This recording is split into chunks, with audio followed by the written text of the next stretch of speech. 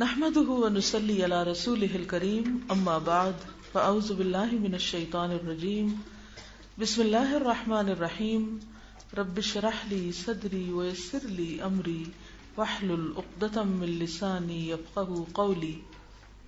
بھلائی اور برائی. حدیث میں آیا ہے کہ نواس بن سمعان صحابی نے پیغمبر اسلام صلی اللہ علیہ وسلم سے پوچھا کہ بھلائی اور برائی کیا ہے. آپ نے فرمایا بھلائی حسن خلق کو کہتے ہیں اور گناہ وہ ہے جو تیرے دل میں کھٹکے اور تجھ کو برا لگے کہ لوگ اس سے باخبر ہو جائیں کہ کسی کو پتہ نہ چلے. عن النواس بن سمعان الانصاری قال سألت رسول اللہ صلی اللہ علیہ وسلم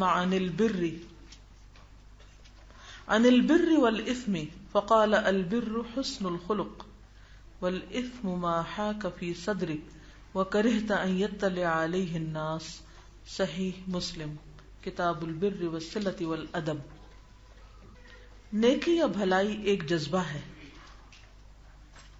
یعنی جذبے سے ہوتی جو آدمی کے دل میں ہوتا ہے اور وہ انسانوں سے معاملہ کرتے ہوئے اچھے اخلاق کی صورت میں ظاہر ہوتا ہے.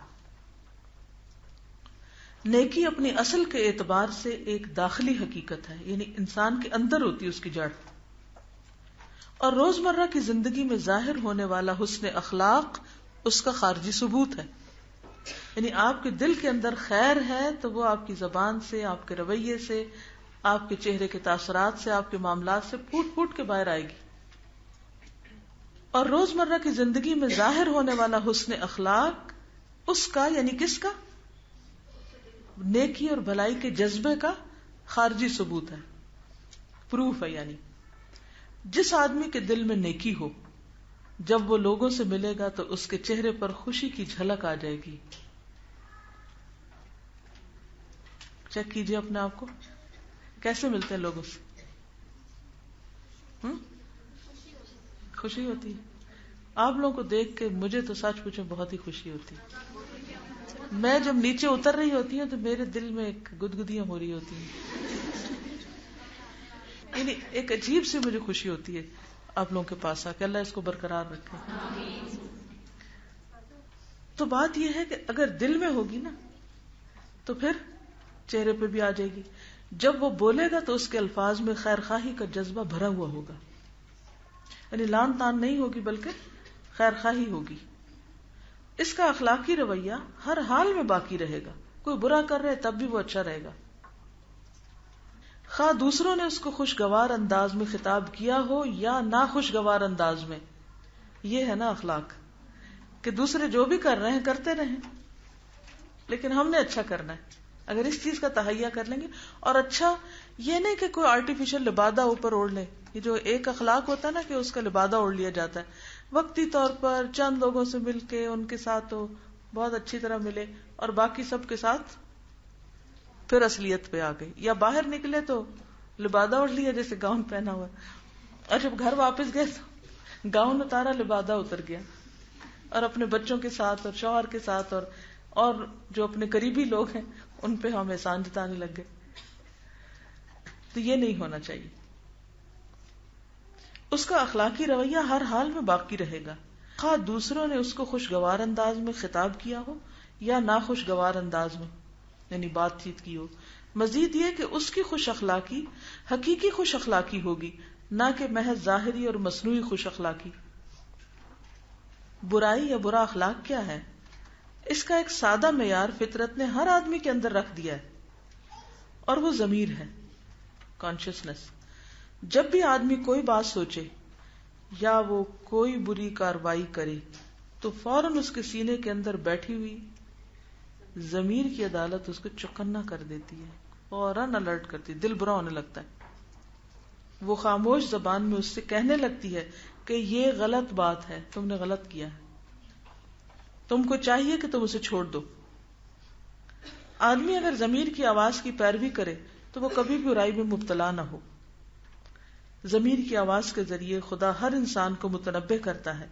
ضمیر خدا کی حجت ہے. ضمیر کی آواز کو نظر انداز کرنا خدا کی آواز کو نظر انداز کرنا ہے، کیونکہ اللہ نے وہ آواز رکھی ہے نا ہمارے اندر، ہم خود تو نہیں ڈال سکتے وہ. ویسے وہ آواز بھی کیا چیز ہے، وہ کیفیت بھی کیا ہے ہمارے اندر کی کہ جو چین نہیں لینے دیتی پھر جب آپ غلط کر بیٹھتے ہیں. یعنی اللہ نے ہمارے لیے ایک حجت قائم کر دی ہے، کوئی شخص قیامت کے دن جھٹلا نہیں سکتا کہ یار اب ہم تو بڑے معصوم لوگ، ہم کو پتہ ہی نہیں تھا برائی کیا ہے. ٹھیک ہے نا. یعنی یہ آواز اندر رکھ کے یا یہ سینسر رکھ کے اللہ تعالیٰ نے اسے ہمارے خلاف ایک طرح سے حجت بنا دیا کہ کیا، تاکہ کل کو کوئی یہ نہ کہے کہ مجھے تو پتہ ہی نہیں کہ اچھا کیا اور برا کیا. اچھائی کا جذبہ بھی اللہ نے اندر رکھ دیا، فَأَلْهَمَهَا فُجُورَهَا وَتَقْوَاهَا، تقوی بھی اندر رکھ دیا اور فجور، دونوں چیزوں کو پتہ چلتا ہے. بالکل اسی طرح جیسے آپ کی سکن پہ ٹھنڈا اور گرم دونوں پتہ چلتا ہے نا کہ نہیں. اب کوئی گرم پانی میں ہاتھ ڈال دے کہ مجھے پتہ ہی نہیں ہے گرم ہے یا یہ جلائے گا، میں نے تو اس لیے مجھے پتہ ہی نہیں تھا جلائے گا. نہیں بھائی، آپ قریب ہی لے جائیں تو آپ کو پتہ چل جائے گا کہ یہ جلانے والی چیز ہے. آج اس سورۃ کہف میں ہم پڑھ رہے تھے کہ جہنم کی جو 4 دیواری ہے، باؤنڈری وال، وہ 40 سال تک اگر کوئی چلتا رہے جتنا فاصلہ طے کرے گا، اتنی موٹی دیوار ہے وہ، اس سے کون نکل سکتا ہے باہر. اور آغاز کہاں سے تھا؟ وَقُلِ الْحَقُّ مِن رَبِّكُمْ، حق تمہارے رب کی طرف سے. فَمَن شَاءَ فَلْيُؤْمِنْ وَمَن شَاءَ فَلْيَكْفُرْ، جس کا دل چاہتا مانے، جس کا نہیں چاہتا نہ مانے. لیکن جو نہیں مانے گا اس کی سزا پر وہ جہنم ہے جس کی 4 دیواری اتنی بڑی. اب یقین کریں اگر ہمیں واقعی لوگوں کا درد لگ جائے نا کہ ہم نے ان کو بچانا، سارے جھگڑے ختم ہو جائے، سارے مسئلے ختم ہو جائے.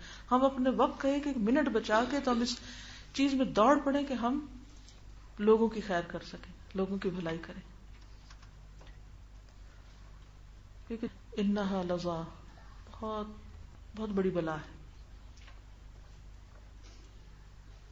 کیونکہ ہمیں یقین نہیں ہے نا کہ واقعی یہ سچ ہے.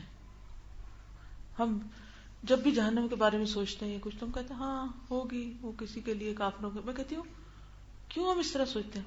ہم کیوں نہیں ان کے لیے بھی تکلیف کرتے؟ ہم کیوں نہیں درد ہمارے دل میں کہ وہ بھی بچے؟ مجھے یاد ہے کہ میں بہت چھوٹی سی تھی تو ہمارے گھر میں ایک کام کرتی تھی کرسچن عورت. تو جب میں نے پہلی دفعہ پڑھا نا کہ جو لوگ اللہ کے ساتھ شریک کرتے ہیں، کسی کو شرک کرتے ہیں، تو اللہ نے ان پہ جنت حرام کر دی، جنت میں نہیں جا سکتے. اب یقین کریں کہ میں ہمارے گھر آتی اور میں اس کو دیکھتی رہتی، یہ آگ میں جائے گی، یہ آگ میں جائے گی، اس کے یہ ہوگا، اس کو کون بتائے گا، اس کو بتانا چاہیے. وہ کہتے ہیں نا، اسی لیے چھوٹے بچوں کو بتانا بہت ضروری ہوتا ہے، کیونکہ اس وقت دل میں بیج پڑ جاتا ہے. پھر جب الہدا شروع ہوا تو مجھے یہی ہوتا تھا کہ یہ صرف مسلمانوں تک ہی بات جائے گی، ان لوگوں تک کیسے جائے گی کہ جو یہاں تک نہیں پہنچ سکتے. اور یہی ایک وجہ بنی کہ ان تک جا کر وہاں کوئی ایسا سلسلہ شروع کیا جائے کہ جس کے ذریعے میسج آگے پہنچایا جا سکے.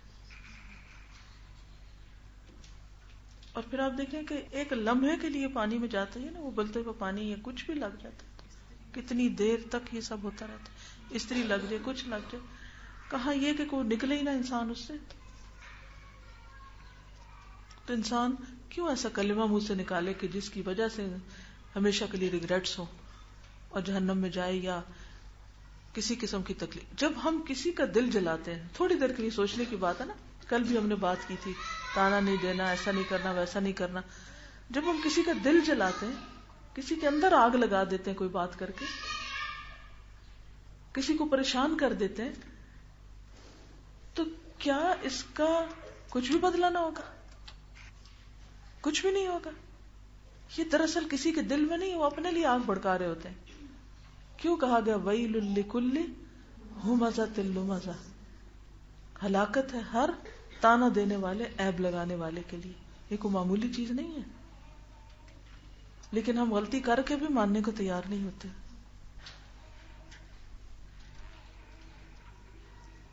تو ہم سب کو پھر اپنے اوپر ہی توجہ کرنی ہے، خود پہ فوکس کرنا ہے. اس وقت مسلمانوں کا حال کیا؟ ہر وقت اوور پوری دنیا کی سازشیں ان کو پتا ہے کہ کون ہمارے خلاف کیا کر رہا ہے، اور ان کو یہ نہیں پتا کہ ہم خود اپنے خلاف کیا کر رہے ہیں، کیونکہ کوئی غلط کام جو ہم کرتے ہیں وہ دراصل اپنے ہی خلاف، اپنے حق میں کمی کر رہے ہوتے ہیں. اس حدیث میں آتا ہے نا کہ ہر روز انسان صبح اٹھتا ہے تو یا اپنے نفس کو بیچنے والا ہوتا ہے، یا تو نفع کماتا ہے یا نقصان اٹھاتا ہے. کل ہم جو بات کر رہے تھے نا کہ اب دوسروں کے لیے وہ پسند کرو جو اپنے لیے کرتے ہو، تو اتفاق سے آج صبح میں بلوغ المرام میں سے یہ حدیث پڑھ رہی تھی تو مجھے بہت ریلیونٹ لگی، تو میں نے کہا میں آپ کو کوٹ کر دوں. نبی صلی اللہ علیہ وسلم نے فرمایا لا يحل لامرئ ان يأخذ عصا اخیہ بغیر طیب نفس منہ. کسی انسان کے لیے حلال نہیں، جائز نہیں کہ وہ اپنے بھائی کی عصا، لاٹھی، اس کی مرضی کے بغیر اٹھا لے. ہم ان چیزوں میں بھی کتنی لاپرواہی برتتے ہیں. جس کا دل چاہے جوتے پہن کے چل پڑے واش روم اور خراب کر کے واپس لے آئے، کسی کی کوئی چیز اٹھا لی، کسی کی کوئی چیز اٹھا لی. لیکن ایسا کرنا درست نہیں. اور کتنے ہی تعلقات انہی باتوں کی وجہ سے خراب ہوتے ہیں. تو بات یہ ہے کہ ہم وہ نہیں ہیں جو ہم اپنے آپ کو خود سمجھتے ہیں. ہم وہ نہیں ہیں جو ہم خود اپنے آپ کو سمجھتے ہیں. ہم وہ ہیں جو لوگ ہمیں سمجھتے ہیں، اور اس سے بڑھ کر جو اللہ کی نظر میں ہمارا مقام ہے. ہمارا اصل مقام کس کی نگاہ میں ہے؟ اللہ کی نگاہ میں. اس کے بعد زبان خلق کو نکارہ خدا سمجھو. اس بات آپ یہ بعض اوقات اگر کسی کو کہا جائے نا یہ والی بات تو لوگ کہتے ہیں او اس سے کیا فرق پڑتا ہے، I don't care, I don't mind, جو مرضی کوئی کہے. کہتے ہیں نا یہ مجھے کوئی پرواہ نہیں کون کیا کہتا ہے کیا سوچتا ہے. یہ رویہ ٹھیک نہیں. نہ کہتے ہوئے بھی ہمیں اصل میں پرواہ ہوتی ہے، اور اگر پرواہ نہیں تو یہ کوئی اچھی عادت نہیں. ہمیں پرواہ ہونی چاہیے. آپ کیا اچھے ہیں یا نہیں، خوش اخلاق ہیں یا نہیں، آپ کے اندر خیر خواہی ہے یا نہیں، وہ اپنے منہ میاں مٹھو بن کے، اپنی تعریفیں خود کر کے، اپنے آپ کو خود ہی سرٹیفکیٹ دے کے اس سے نہیں ہوگا. یہ دیکھیں کہ دوسرے آپ کے بارے میں کیا سوچتے ہیں، ان کے نزدیک آپ کون ہیں. کیونکہ ان سب کی گواہیاں لکھی جا رہی ہیں آپ کے لیے. پتہ ہے آپ کو جب انسان مر جاتا ہے تو اس کے نامہ اعمال میں کیا لکھا جاتا ہے؟ اس کے اپنے عمل، اس کے آثار، اور اس کے علاوہ جو لوگ اس کے متعلق بات کرتے ہیں. تو یہ اہم بات ہے. اب اس کا یہ مطلب نہیں ہے کہ آپ اپنا امیج بنانے کے لیے لوگوں میں آپ اپنے اوپر خول چڑھا لیں یا اپنے اوپر لبادہ اوڑھ لیں. اس سے فائدہ نہیں ہوگا. اس کے لیے کیا ضروری ہے، کیا کرنا ہوگا؟ اس ٹاپک کا اصل وہ کیا ہے خلاصہ؟ نیکی کیا ہے؟ اندر کا جذبہ ہے جو حسن اخلاق کی شکل میں ظاہر ہوتا ہے. اور برائی کا الارم بھی کہاں بجتا ہے؟ انسان کے اندر بجتا ہے. تو جب آپ لوگوں کے ساتھ معاملہ کریں تو اس چیز کو مد نظر رکھیں. کہیں بھی کھٹکے دل تو ضمیر کی آواز کو سلائیں مت، اسے جاگتے رہنے دیں اور اپنی اصلاح کی فکر کریں. ان الحسنات یذہبن السیئات وآخر دعوانا ان الحمد للہ رب العالمین. سبحانک اللہم وبحمدک نشہد ان لا الہ الا انت نستغفرک ونتوب الیک.